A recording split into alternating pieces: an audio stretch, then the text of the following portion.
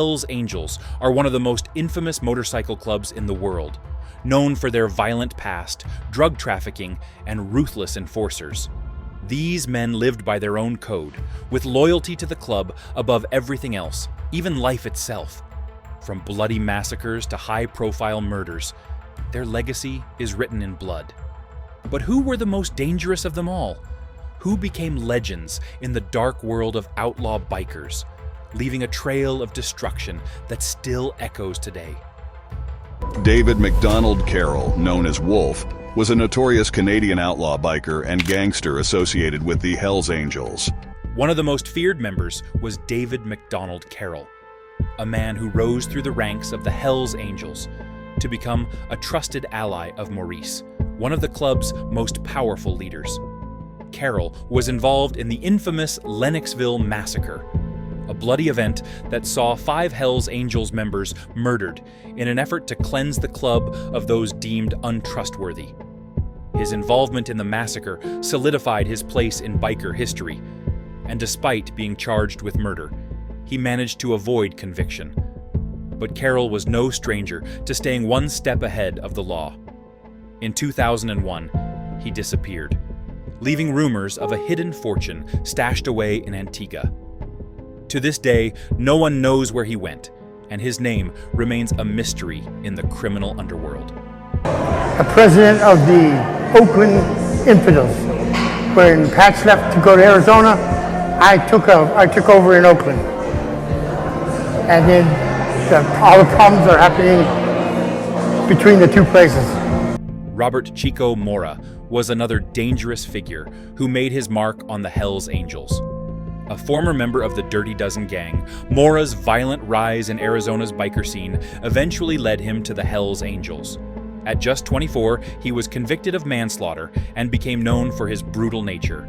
His reputation grew as he became a feared enforcer for the club. However, his violent past caught up with him when he was charged with murder and sentenced to life in prison. Despite his dark legacy, the Hells Angels honored him after his death, giving him a final tribute. George Wethern grew up in Oakland, California. At the young age of 16, he dropped out of school and joined the Air Force. But his time in the service ended with an undesirable discharge. After leaving the Air Force, George joined Hells Angels. Then there's George Wether, a man who betrayed his brothers for his freedom. A member of the Oakland chapter, Wether found himself involved in a grisly discovery on his ranch when the bodies of multiple people were found buried there. As a witness in the case, Wether's testimony led to the conviction of several Hells Angels members. He would later enter witness protection and write a tell-all book, Wayward Angel, exposing the club's dark secrets. To dispose the bodies, they were callously dumped in a river, wrapped in sleeping bags and weighed down with cinder blocks and weights. This gruesome act became known as the Lennoxville Purge, forever etching its place in Quebec's history. Michael Skye. Langlow's life was marked by his involvement in the bloody Lennoxville Massacre and his escape from the law. He became a fugitive, evading justice for years before finally being caught. He was heavily involved in drug trafficking, and his criminal activities were part of the larger biker war in Canada. His eventual conviction and role in the government's crackdown on biker violence ended his reign in the criminal world. The Hells Angels faced issues with their North chapter in Laval due to drug use and unpredictable behavior. Rumors of debts owed to rival gang leader Frank Peter Dooney. Michael Jinx Jennis wasn't just another name in the ranks of the Hells Angels. He was feared, respected, and known for doing the club's darkest work without hesitation. While others tried to keep a low profile, Jennis made his mark through violence and absolute loyalty to the gang's ruthless code. His name became infamous during the Lennoxville chapter purge in 1985, where internal tensions exploded into bloodshed. Unlike others who kept their hands clean, Jennis was directly involved in carrying out orders that led to the execution of 5 fellow members. What followed was cold and calculated. The bodies vanished, dumped into a river after being weighed down to ensure they'd never surface. For Jennis, it was just another job in a career built on intimidation, silence, and fear. The massacre didn't just reflect the club's internal power struggles. It highlighted Jinx as a man who would go to any length to maintain order, even if it meant turning on his own. Ryan sparked a deadly chain of events. A meeting was called at the Lennoxville clubhouse, intended to discipline the Laval chapter members. His past was filled with betrayal, bloodshed, and loyalty to the Hells Angels. But it was his role in the Lennoxville Massacre that eventually led to his downfall. Jinx became the focal point in the investigation, and he was charged with the murder of a fellow biker, Claude Roy, a prospect for the Laval chapter who was suspected of being a police informant. Roy's murder was a cold-blooded execution ordered by the gang for disobeying their rules, and Jinx was the one to carry out the gruesome act. For this, he was convicted and sentenced to life in prison. Police investigations revealed the truth behind the massacre with the help of informants Yves Trudeau and Jerry Coulombe. But Jinx's story didn't end behind bars. In 2010, after serving years for his crimes, Jinx was granted parole, a decision that shocked many given his violent past.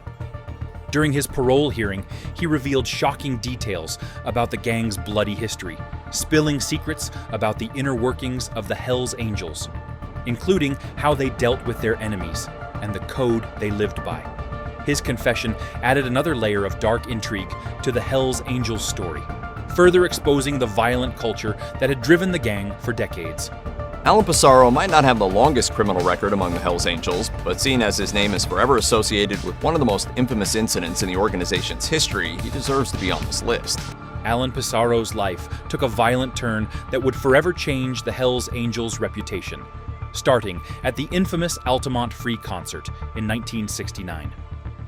The event, meant to be a peaceful gathering, descended into chaos, with the Hells Angels hired as security for the concert. However, things quickly spiraled out of control when a confrontation between the Hells Angels and a member of the audience turned deadly. Pasaro, armed with a knife, fatally injured the man in an act of violence that shocked the world. The incident became one of the darkest moments in Hells Angels history.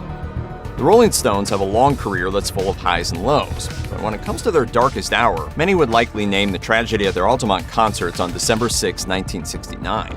Pasaro was arrested and charged with murder following the death of the concertgoer, but the trial was filled with controversy.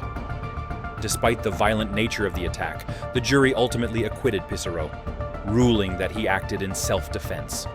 This outcome left a stain on the Hells Angels' reputation, and the Altimont incident became forever linked to their name. It was a fiasco. My personal opinion, it was 100% the Stones' fault.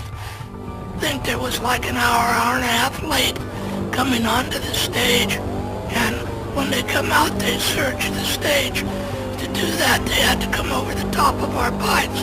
When they done that we jumped off the stage and beat them back. Pasaro's life didn't end quietly though. In 1985, he was found dead under suspicious circumstances. Authorities were never able to definitively determine the cause of death, but rumors circulated that it might have been connected to his violent past.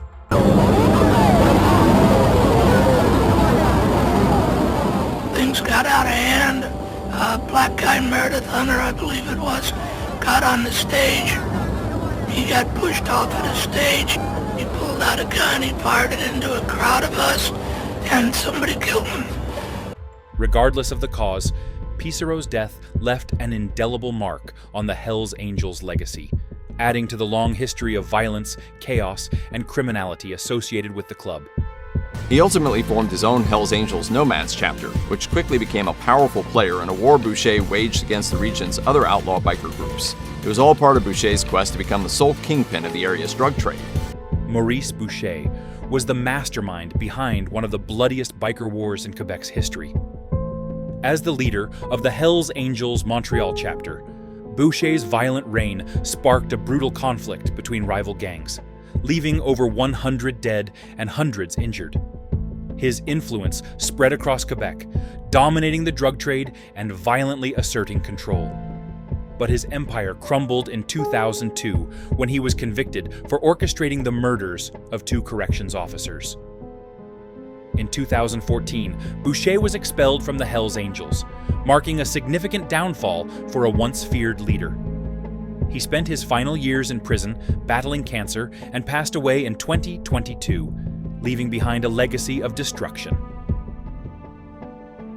Big Island, Paul led a double life as a respected stockbroker by day and a ruthless Hells Angels member by night. His involvement in the 2001 brutal murder of a woman in the Arizona desert marked a turning point, as he and his gang made an example of her for disrespecting them. After committing the murder, Icy went on the run for 15 years, living under a fake identity in various countries. In 2011, he was captured and extradited to the US, where he faced charges for his crimes. Yves Trudeau was a Hells Angel who was notorious for being the best killer for the Hells Angels. Yves Trudeau was one of the most feared members of the Hells Angels, known for his brutal reign in the 1970s. Responsible for 43 confirmed murders, his methods ranged from shootings to bombings. After years of terror, he turned informant in exchange for a lighter sentence. However, his post-prison life was marked by further criminal activity, including his arrest for sexual assault. He died in 2008, leaving a legacy of violence and betrayal. So, what are your thoughts on this? Let us know in the comments below.